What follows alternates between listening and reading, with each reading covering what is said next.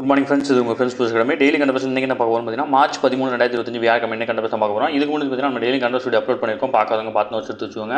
அது மட்டும் இல்லாமல் நம்ம சேனல் சப்ஸ்கிரைப் பண்ணுங்கள், சப்போர்ட் பண்ணுங்கள், முடிஞ்சளவு உங்கள் ஃப்ரெண்ட்ஸ் ஷேர் பண்ணுங்கள். நம்மளோட ஃப்ரெண்ட்ஸ் புதுசு அகாடமி அப்படி டெலிகிராம் சேனல் ஜாயின் பண்ணிக்கோங்க. இம்பார்ட்டன்ட் அப்டேட்ஸ்லாம் உங்களுக்கு உடனே கிடைக்கும்.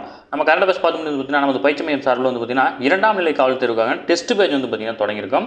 இதில் வந்து பார்த்தீங்கன்னா ஆல்ரெடி 3 பேட்ச் வந்து பார்த்தீங்கன்னா நம்ம வெற்றிகரமாக நடத்திட்டு இருக்கோம். இப்போ வந்து பார்த்தீங்கன்னா பேட்ச் 4 வந்து பார்த்தீங்கன்னா தொடங்கியிருக்கோம். இந்த பேட்ச் 4 வந்து பார்த்தீங்கன்னா மொத்தம் உங்களுக்கு 60க்கும் மேற்பட்ட தேர்வுகளையும் 6000க்கும் மேற்பட்ட வினாக்களையும் கொண்டது. இதில் வந்து பார்த்தீங்கன்னா பாடவாரியான தேர்வுகள் வந்து பார்த்தீங்கன்னா 30க்கும் மேற்பட்ட தேர்வுகளும், திருப்புதல் தேர்வு வந்து பார்த்தீங்கன்னா 22க்கும் மேற்பட்ட தேர்வுகளும், முழு தேர்வுகள் வந்து பார்த்தீங்கன்னா 3க்கும் மேற்பட்ட தேர்வுகளும், முழு மாத தேர்வு வந்து பார்த்தீங்கன்னா 5க்கும் மேற்பட்ட முழு மாத தேர்வுகளும் இதில் உங்களுக்கு கிடைக்கும். இதற்கான தேர்வு வந்து பார்த்தீங்கன்னா ஏப்ரல் 1ஆம் தேதி தான் ஸ்டார்ட் ஆகுது. விருப்பமுள்ள மாணவர்கள் வந்து பார்த்தீங்கன்னா தாராளமாக இணைஞ்சிக்கலாம். இதுக்கு வந்து பார்த்தீங்கன்னா ஷெட்யூல் ஃபுல்லாக வந்து பார்த்தீங்கன்னா டிஸ்கிரிப்ஷனில் கொடுக்குறேன், வியூ பண்ணி பாருங்கள். உங்களுக்கு ஏதாவது ஷெட்யூல் ஏதாவது டவுட் இருந்துச்சு அப்படின்னா ஸ்க்ரீனில் தர இந்த நம்பருக்கு நீங்கள் கால் பண்ணி உங்களுடைய டவுட்டை நீங்கள் கிளாரிஃபை பண்ணிக்க முடியும். நம்மளுடைய டெஸ்ட் பேட்சை தாண்டி வந்து பார்த்தீங்கன்னா டிஎன்எஸ்ஆர் கொஸ்டின் கேட்க வாய்ப்பு இல்லை. ஏன்னா வந்து கம்ப்ளீட்டாக வந்து பார்த்தீங்கன்னா அதை கவர் பண்ணி கொடுத்துட்றோம்.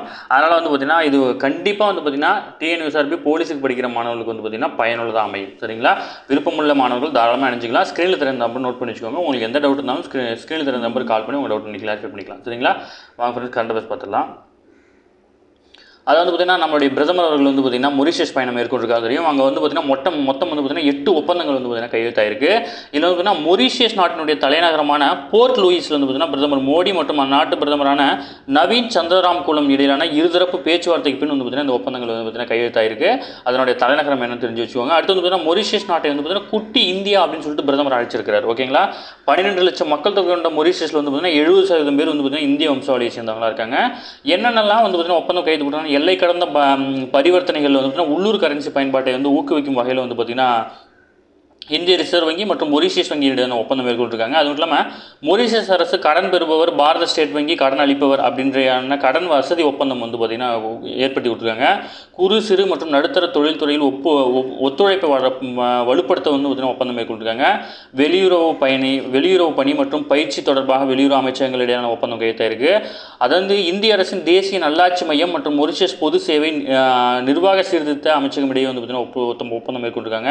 அடுத்த இந்திய கடற்படை மொரிஷியஸ் அரசுக்கு இடையான தகவல் பரிமாற்றம், அப்புறம் வந்து பார்த்தீங்கன்னா இந்திய தேசிய பெருங்கடல் தகவல் சேவை மையமும் மொரிஷியஸ் கடல்சார் மண்டல நிர்வாகம் மற்றும் ஆய்வுத்துறை இடையே வந்து பார்த்தீங்கன்னா ஒப்பந்தம் மேற்கொண்டிருக்காங்க. இந்திய அமலாக்கத்துறை மற்றும் மொரிஷியஸ் நிதி குற்றங்கள் தடுப்பு ஆணையம் இடையான வந்து ஒப்பந்தம் மேற்கொண்டிருக்காங்க. ஓகேங்களா? இந்த குறிப்பிட்ட ஒரு சில துறையில் வந்து பார்த்தீங்கன்னா தங்களுடைய தகவல்களை பரிமாற்றிக்குவாங்க. மற்றதெல்லாமே வந்து பார்த்தீங்கன்னா பிஸ்னஸ் சம்மந்தமானது. மொரிஷியஸனுடைய தேசிய தினம் வந்து பார்த்திங்கன்னா கொண்டாடுறாங்க. எப்போ அப்படின்னா இப்போ வந்து பார்த்திங்கன்னா மொரிஷியஸுடைய தேசிய தின விழாவுக்காக தான் வந்து பார்த்திங்கன்னா பிரதமர் வந்து பார்த்திங்கன்னா அங்கே சென்றிருக்கிறார். ஓகேங்களா? இதில் வந்து பார்த்திங்கன்னா மார்ச் 12ஆம் தேதி வந்து கொண்டாடப்பட்டுச்சு. இதில் வந்து பார்த்திங்கன்னா இதுக்கு முன்னாடி 2015ஆம் ஆண்டு வந்து பார்த்திங்கன்னா பிரதமர் அவர்கள் கலந்துக்கிட்டார். அது பிறகு வந்து பார்த்திங்கன்னா 10 ஆண்டுகளுக்கு வந்து பார்த்திங்கன்னா 2வது முறையாக இந்த விழாவில் கலந்துக்கிறாரு. இதில் வந்து பார்த்திங்கன்னா மொரிஷியஸ் நாட்டினுடைய உயரிய விருதான the grand command of the order of the star and key of the Indian Ocean அப்படின்ற விருதை வந்து பார்த்திங்கன்னா நம்மளுடைய பிரதமர் அவர்களுக்கு வந்து பார்த்திங்கன்னா வழங்கியிருக்காங்க. இந்த விருதை பெறுவதன் மூலம் வந்து பார்த்திங்கன்னா பிரதமர் வந்து பார்த்திங்கன்னா சர்வதேச விருதுகளில் வந்து பார்த்திங்கன்னா 21வது விருதாக வந்து பார்த்திங்கன்னா இதை பெறுறாரு. ஓகேங்களா? அடுத்து வந்து பார்த்திங்கன்னா தெற்குலகுக்கான மகாசாகர் அப்படின்ற தொலைநோக்கு பார்வையான தன்னுடைய பார்வைகளை வந்து பார்த்திங்கன்னா வெளியிட்டிருக்கிறாரு. இதுக்கு முன்னாடி வந்து பார்த்திங்கன்னா சாகர் அப்படின்ற தொலைநோக்கு பார்வையை வந்து பார்த்திங்கன்னா 10 ஆண்டுகளுக்கு முன்னாடி வந்து பார்த்திங்கன்னா மொரிஷியஸ் நாட்டிலேருந்து வந்து பார்த்திங்கன்னா அவர் அறிவிச்சார். இப்போ மகாசாகர் அப்படின்ற ஒரு தன்னுடைய தொலைநோக்கு பார்வை வந்து பார்த்திங்கன்னா அறிவிச்சிருக்காரு. இதன்படி வந்து பார்த்திங்கன்னா அது வந்து பார்த்திங்கன்னா இந்த ஒத்துழைப்பின் கீழ் வந்து பார்த்திங்கன்னா தொழில்நுட்ப பகிர்வு, மானியங்கள் மற்றும் கடன் சலுகைகளை உறுதி செய்கிறது. இந்திய பெருங்கடல் பிராந்தியத்தில் ஆதிக்கம் செலுத்த சீனா தொடர்ந்து முயற்சித்து வரும் நிலையில் வந்து பார்த்திங்கன்னா பிரதமர் இந்த அறிவிப்பு வந்து பார்த்திங்கன்னா அறிவிச்சிருக்கிறார். ஓகேங்களா? பருவநிலை மாற்றத்தால் வந்து பார்த்திங்கன்னா 50% பேருக்கு வந்து பார்த்திங்கன்னா சிறுநீரக செயலிழப்பு ஏற்படுதா வந்து பார்த்திங்கன்னா தமிழக வந்து பார்த்திங்கன்னா மாநில உறுப்பு மாற்ற ஆணையத்தினுடைய உறுப்பினர் செயலர் தெரிவிச்சிருக்கிறாரு. இதில் வந்து பார்த்திங்கன்னா உலக சிறுநீர் நல தினம் ஆண்டுதோறும் வந்து பார்த்திங்கன்னா மார்ச் மாதம் 2வது வியாழக்கிழமை நடைபெறும். அந்த வகையில் வந்து பார்த்திங்கன்னா மார்ச் 13ஆம் தேதி வந்து பார்த்திங்கன்னா கடைபிடிக்கப்படுது. இந்த நிகழ்ச்சியில் வந்து பார்த்திங்கன்னா உங்களது சிறுநீரகம் நலமா அப்படின்ற கருப்பொருளை அடிப்படையாக கொண்டு வந்து பார்த்திங்கன்னா இருக்குது. இதில் வந்து பார்த்திங்கன்னா பருவநிலை மாற்றத்தால் ஏற்படும் அதீத வெப்பநிலை, காற்று மாசுபாடு, புறச்சூழ்நிலை, வேதி மாற்றம் உள்ளிட்ட காரணங்களால் வந்து பார்த்திங்கன்னா ஆரோக்கியமான நபருக்கும் கூட சிறுநீரக பாதிப்பு ஏற்படுறதா சொல்லியிருக்காங்க. இதை கருத்தில் கொண்டு தமிழகம் முழுவதும் சிறுநீர் காப்போம் அப்படின்ற திட்டத்தை வந்து பார்த்தீங்கன்னா அரசு வந்து பார்த்தீங்கன்னா நடைமுறைப்படுத்திட்டு இருக்கு. இது முக்கியமான விஷயம், நோட் பண்ணி வச்சுக்கோங்க. தமிழகத்தில் 18% பேருக்கு வந்து பார்த்தீங்கன்னா சர்க்கரை நோயாளிகளும் 25% பேர் வந்து உயர் ரத்த அழுத்த நோயாளிகளும் இருக்கிறாங்க. ஓகேங்களா? எக்ஸாம் பாயிண்ட் ஆஃப் வியூவில் மட்டும் பார்த்தா போது நம்ம எல்லாத்தையும் பார்க்க தேவையில்லை. இப்போ நம்ம பார்த்த வரைக்குமே ரொம்ப இம்பார்ட்டன்ட் தான். ஓகேங்களா. அடுத்தது புதுச்சேரியில் வந்து பார்த்தீங்கன்னா பட்ஜெட் தாக்கல் பண்ணியிருக்காங்க. 13,600 கோடியில் வந்து பார்த்தீங்கன்னா புதுவை பட்ஜெட் வந்து பார்த்தீங்கன்னா தாக்கல் பண்ணியிருக்காங்க. இது வந்து பார்த்தீங்கன்னா குடும்பத் தலைவிக்கு வந்து பார்த்தீங்கன்னா வழங்கப்படும் மாதம் 1000 ரூபாய் வந்து பார்த்தீங்கன்னா உயர்த்தி 2,500 ரூபாய் வழங்குறாங்க. கல்லூரி மாணவர்களுக்கு வந்து பார்த்தீங்கன்னா மாதம் 1000 ரூபாய் ஊக்குவிப்பு தொகை வழங்குறாங்க. அதேமாதிரி பள்ளிகளில் மாலை நேர சிற்றுண்டிகளில் வழங்கப்படும் அந்த சிறுதானியங்கள் வந்து பார்த்தீங்கன்னா நாள் முழுவதும் வழங்கப்படும் அப்படின்னு சொல்லியிருக்கிறாங்க. ஓகேங்களா. அடுத்து நாடாளுமன்ற தொகுதி மறுசீரமைப்பு. இது நம்ம டெய்லி பார்க்குறது, பட் இதில் கொஞ்சம் டீப்பாக கொடுத்துருக்காங்க. இது சொல்லும்போது உங்களுக்கு புரியுன்றனால வந்து பார்த்தீங்கன்னா இதை அப்படியே வாட்சி விட்டுறேன். அதாவது பார்த்தீங்கன்னா தொகுதி மறுசீரமைப்பு அப்படின்றது வந்து பார்த்தீங்கன்னா இதை பற்றி எது சொல்லுது அப்படின்னா இந்திய அரசியலமைப்பு சட்டப்பிரிவு 82 மற்றும் 170 வந்து பார்த்தீங்கன்னா வலியுறுத்துது. 10 ஆண்டுகளுக்கு ஒரு முறை நடைபெறும் மக்கள் தொகை கணக்கெடுப்பின் அடிப்படையில் வந்து பார்த்தீங்கன்னா தொகுதி மறுவரை செய்யப்பட வேண்டும் அப்படின்ற சட்டத்தின் அடிப்படையில் வந்து பார்த்தீங்கன்னா இந்தியாவில் 3 முறை 1951, 1961, 1971 ஆகிய ஆண்டுகளில் நடத்தப்பட்ட மக்கள் தொகை கணக்கெடுப்பு அடிப்படையில் வந்து பார்த்தீங்கன்னா தொகுதி மறுசீரமைப்பு வந்து பார்த்தீங்கன்னா நடந்துச்சு. ஓகேங்களா. 1952 வந்து பார்த்தீங்கன்னா 494 தொகுதிகள் மட்டும்தான் இருந்துச்சு. அதுக்கப்புறம் தான் வந்து பார்த்தீங்கன்னா 522 இருந்துச்சு. அதுக்கப்புறம் 543 இப்போ இருக்குது. ஓகேங்களா. இதில் வந்து பார்த்தீங்கன்னா இந்த 1976 நிறைவேற்றப்பட்ட அவசர காலத்தில் வந்து பார்த்தீங்கன்னா 42வது அரசியலமைப்பு சட்டத்திட்டத்தின்படி வந்து பார்த்தீங்கன்னா என்ன சொல்லிட்டாங்க அப்படின்னா 2001 வரைக்கும் தொகுதி மறுசீரமைப்பு வந்து பார்த்தீங்கன்னா நிறுத்தி வச்சுட்டாங்க. ஓகேங்களா. இந்த இடைப்பட்ட காலத்தில் வந்து பார்த்தீங்கன்னா குடும்ப கட்டுப்பாடு திட்டங்கள் இந்த மாதிரி திட்டங்கள்லாம் கொண்டு வந்தாங்க. அதன் அடிப்படையில் வந்து பார்த்தீங்கன்னா தமிழகம் உள்ளிட்ட தென் மாநிலங்கள் வந்து பார்த்தீங்கன்னா இந்த திட்டத்தில் வந்து ரொம்ப அதிக முக்கியத்துவம் கொடுத்து மக்கள் தொகையை வந்து பார்த்தீங்கன்னா குறைச்சிட்டாங்க. ஆனால் அரசியலமைப்பு சட்டத்தில் என்ன சொல்லியிருக்காங்க அப்படின்னா மக்கள் தொகையின் அடிப்படையில் வந்து பார்த்தீங்கன்னா தொகுதி வந்து பார்த்தீங்கன்னா மறுசீரமைக்கப்படணும் அப்படின்னு சொல்லியிருக்காங்க. இது வந்து பார்த்தீங்கன்னா இப்போ வந்து பார்த்தீங்கன்னா 2001 ஆண்டு மறுபடியும் வந்து பார்த்தீங்கன்னா அடல் பிகாரி வாஜ்பாய் அவர்கள் பிரதமராக இருந்தபோது மறுபடியும் வந்து பார்த்தீங்கன்னா தொகுதி மறுசீரமைப்பு வந்து பார்த்தீங்கன்னா மேற்கொள்ளலை. ஓகேங்களா. அடுத்து வந்து பார்த்தீங்கன்னா 84வது சட்டத்திட்டத்தின்படி மேலும் 25 ஆண்டுகளுக்கு வந்து பார்த்தீங்கன்னா எக்ஸ்டெண்ட் பண்ணி கொடுத்துருக்காரு. ஓகேங்களா. 2 இயர் முக்கியம். இதில் வந்து 42வது அரசியலமைப்பு சட்டத்திட்டத்தின்படி வந்து பார்த்தீங்கன்னா தொகுதி மறுசீரமைப்பு வந்து பார்த்தீங்கன்னா 25 ஆண்டுகள் வந்து பார்த்தீங்கன்னா நடத்தக்கூடாதுன்னு சொன்னாங்க.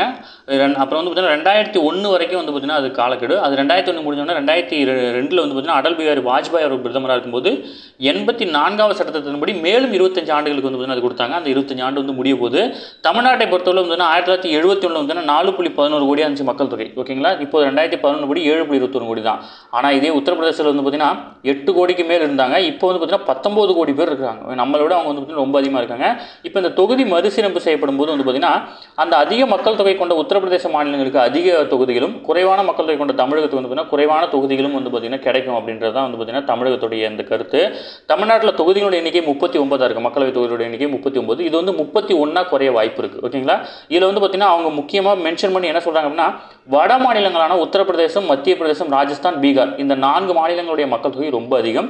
இந்த 4 மாநிலங்களில் ஒரு கட்சி வந்து பார்த்தீங்கன்னா பலமாக இருந்தாலே மொத்த இந்தியாவையும் ஆட்சி செய்ய முடியும் அப்படின்ற நிலை வந்து பார்த்தீங்கன்னா உருவாயிடும் அப்படின்னு வந்து பார்த்தீங்கன்னா சொல்லியிருக்காங்க. ஓகேங்களா. அவ்வளோதான் இதில் இருக்க கான்செப்ட். இதை மட்டும் தெரிஞ்சுக்கோங்க.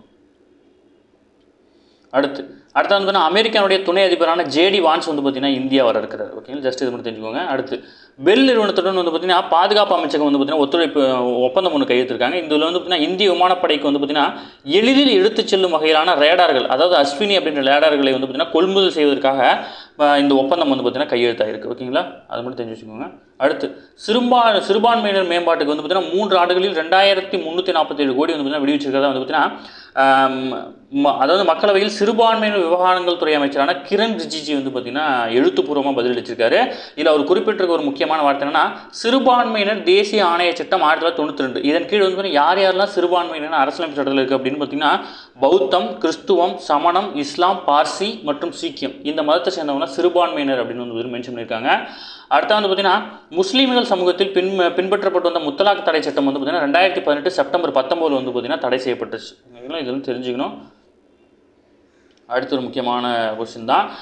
அடுத்து வந்து பார்த்தீங்கன்னா அது வந்து ஹோலி, ரமலான் பண்டிகை இந்த மாதம் கொண்டாடப்படும் நிலை வந்து பார்த்தீங்கன்னா உஜ்வாலா திட்டத்தின் கீழ் வந்து பார்த்தீங்கன்னா எரிவாயு இணைப்பு பெற்றுள்ள பெண்களுக்கு இந்த மாதம் இலவசமாக சிலிண்டர் வழங்குறாங்க. எங்கே அப்படின்னா உத்தரப்பிரதேச மாநிலத்தில் முதல்வரான யோகி ஆதித்யநாத் வந்து அறிவிச்சிருக்காரு. இதன் அடிப்படையில் வந்து பார்த்தீங்கன்னா 1890 கோடி வந்து பார்த்தீங்கன்னா இதுக்கு நிதி ஒதுக்கியிருக்காங்க. இதன் மூலம் 1.86 கோடி பேர் வந்து பார்த்தீங்கன்னா பயனடைய இருக்கிறாங்க. ஓகேங்களா. அடுத்து உலக தடகளத்தில் வந்து பார்த்திங்கன்னா இந்தியா வந்து பார்த்திங்கன்னா 3 பதக்கங்களை வென்றிருக்கு. ஓகேங்களா. அதை வந்து பார்த்திங்கன்னா ப்ரீயரில் வட்டு எறிதல் பிரிவில் வந்து பார்த்திங்கன்னா இந்தியா 3 பதக்கங்களை வந்து பார்த்திங்கன்னா வென்றிருக்கு. அதை மட்டும் தெரிஞ்சு வச்சுக்கோங்க. அடுத்த வந்து பார்த்திங்கன்னா சென்னை ஐஐடி வந்து பார்த்திங்கன்னா 31வது இடம் பிடிச்சிருக்கு. எதில் அப்படின்னா உலக பல்கலைக்கழகங்கள் பாடவாரி தரவரிசை வந்து பார்த்திங்கன்னா சென்னை ஐஐடி வந்து பார்த்திங்கன்னா 31வது இடத்துல இருக்குது. இதில் வந்து பார்த்திங்கன்னா பிரிட்டனை சேர்ந்த அதாவது குவாக்ரெலி சிமெண்ட்ஸ் அப்படின்ற உயர்கல்வி பகுப்பாய்வு நிறுவனம் வந்து பார்த்தீங்கன்னா இந்த ஆய்வு மேற்கொண்டிருக்காங்க. இதில் கனிமங்கள் மற்றும் சுரங்கங்கள் பொறியியல் படிப்பு தரவரிசையில் ஜார்க்கண்ட் மாநிலம் தன்பாத்தில் இருக்கிற இந்திய சுரங்க தொழில்நுட்ப நிறுவனத்தின் 20வது இடத்தையும், மும்பை ஐஐடி 20வது இடத்தையும், கரக்பூர் ஐஐடி வந்து பார்த்தீங்கன்னா மேற்குவங்கம் 45வது இடத்தையும் பிடிச்சிருக்காங்க. பொறியியல் படிப்பில் வந்து பார்த்தீங்கன்னா தில்லி ஐஐடி வந்து பார்த்தீங்கன்னா 45வது இடத்தை வந்து பார்த்தீங்கன்னா போன ஆண்டு பெற்றிருந்தாங்க. இந்த ஆண்டு வந்து பார்த்தீங்கன்னா 26வது இடமும், மும்பை ஐஐடி வந்து பார்த்தீங்கன்னா 28வது இடமும் பிடிச்சிருக்காங்க. அடுத்து வந்து பார்த்தீங்கன்னா வணிகம் மற்றும் மேலாண்மை பகுப்பில் சிறந்து விளங்கும் முதல் 50 பல்கலைக்கழக பட்டியல் வந்து பார்த்தீங்கன்னா அகமதாபாத் ஐஐஎம்மும் பெங்களூரு ஐஐஎம் கல்வி நிறுவனமும் வந்து தொடர்ந்து அதே இடத்துல நீடிக்கிறாங்க. கடந்த ஆண்டு 22வது இடத்திலிருந்து அகமதாபாத் ஐஐஎம் வந்து பார்த்தீங்கன்னா நிகழாண்டில் 27வது இடத்துக்கு வந்து பார்த்தீங்கன்னா சரிஞ்சிருக்கு.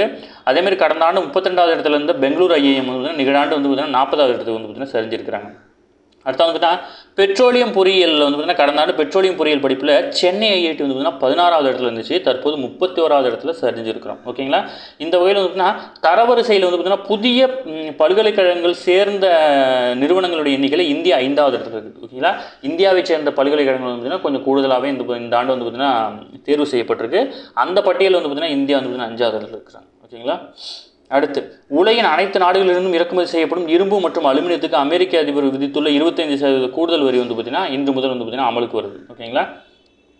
அடுத்தது ஸ்டார்லிங்க். இது வந்து பார்த்தீங்கன்னா அமெரிக்காவின் முன்னணி தொழிலதிபரான எலான் மஸ்க்கு சொந்தமான ஸ்பேஸ்எக்ஸ் நிறுவனத்துடைய ஒரு செயற்கைக்கோள் இணைய சேவை தான் வந்து பார்த்தீங்கன்னா இந்த ஸ்டார்லிங்க். இதை தெரிஞ்சுக்கோங்க. இது வந்து பார்த்தீங்கன்னா ஆல்ரெடி வந்து பார்த்தீங்கன்னா ஏர்டெல் வந்து பார்த்தீங்கன்னா இவங்க கூட வந்து பார்த்தீங்கன்னா ஒப்பந்தம் பண்ணியிருந்தாங்க. இப்போ ஜியோவும் வந்து பார்த்தீங்கன்னா இவங்க கூட ஒப்பந்தம் பண்ணியிருக்காங்க. ஓகேங்களா. ஸ்டார்லிங்க்னா என்னன்னு நீங்கள் தெரிஞ்சுக்கணும். ஓகேங்களா. அதுக்காக சொல்லியிருக்கேன்.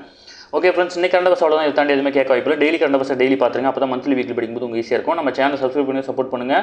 முடிஞ்சாலும் உங்கள் ஃப்ரெண்ட்ஸ் எல்லாம் ஷேர் பண்ணி நம்மளோட ஃப்ரெண்ட்ஸ் பர்சன் டெலிகிராம் வந்து ஜாயின் பண்ணிக்கோங்க. இம்பார்ட்டன்ட் அப்டேட்ஸ் உங்களுக்கு ஒன்று கிடைக்கும். நம்மளுடைய டெஸ்ட் பேட்சோட ஷெட்யூல் ஃபுல்லாக படிச்சு பாருங்கள். டிஸ்கிரிப்ஷனில் கொடுக்குறேன், வியூ பண்ணி பாருங்கள். உங்களுக்கு எந்த சந்தேகம் இருந்தாலும் ஸ்க்ரீனில் இருந்த நம்பருக்கு நீங்கள் கால் பண்ணி உங்களோட சந்தேகங்களை தீர்த்துக்க முடியும். நம்மளோட டெஸ்ட் பேட்சை பொறுத்தவரை வந்து பார்த்தீங்கன்னா ரிப்பீட்டட் கொஸ்டின் முடிஞ்சாலும் அவாய்ட் பண்ணிக்கும். கட்டாயம் வந்து பார்த்தீங்கன்னா உங்களுக்கு பயனுள்ளதாக இருக்கும். சரிங்களா. Thank you friends.